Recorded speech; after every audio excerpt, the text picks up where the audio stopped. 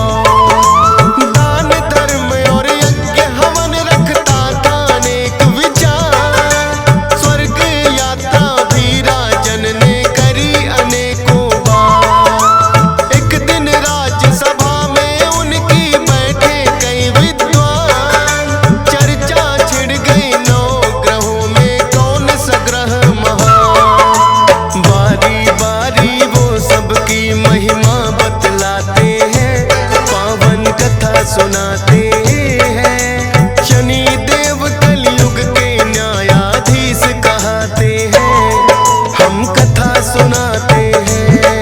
हे शनि देव महाराज रखना भक्तों की लाज। हे शनि देव महाराज रखना भक्तों की लाज।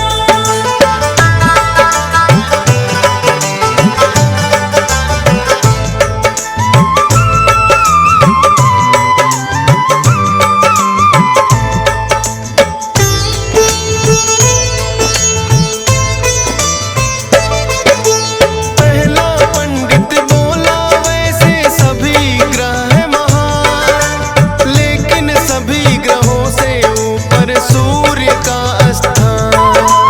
अपने तेज के जैसे करते भाग्योदय सबके, दीनहीन वो ना रहता रह राशि में जिसके।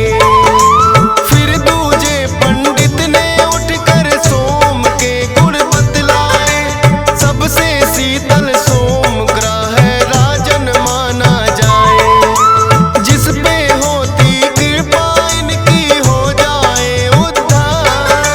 शीतल है स्वभाव बड़ा करते सबका उपकार। शीतल रजनी इसीलिए तो ये कहलाते हैं, पावन कथा सुनाते हैं। शनि देव कलयुग के न्यायाधीश कहते हैं, हम कथा सुनाते हैं।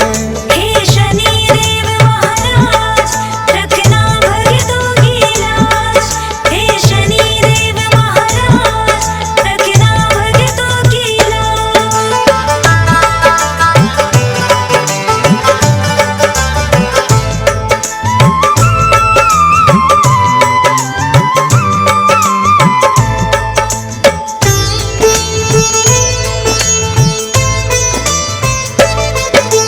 तीसरा पंडित बोला मंगल ग्रह है मंगलकारी, अनहित ना ये करे किसी का ऐसे है उपकारी।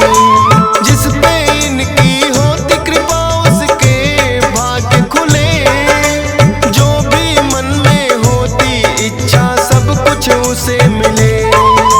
चौथा पंडित बोला बुद्धग्राही सबसे महान, जिसकी राशि में होते उसका बढ़ जाए मान। बुध ग्रह की जिस पे राजन कृपा हो जाए, सुख संपत्ति धन वैभव सब उसके घर आए। कोई मुश्किल ना आए जो कृपा पाते हैं, पावन कथा सुनाते हैं। शनि देव कलयुग के न्यायाधीश कहते हैं, हम कथा सुनाते हैं। हे शनि देव महाराज रखना भक्तों की लाज। हे शनि देव महाराज रखना भक्तों की लाज।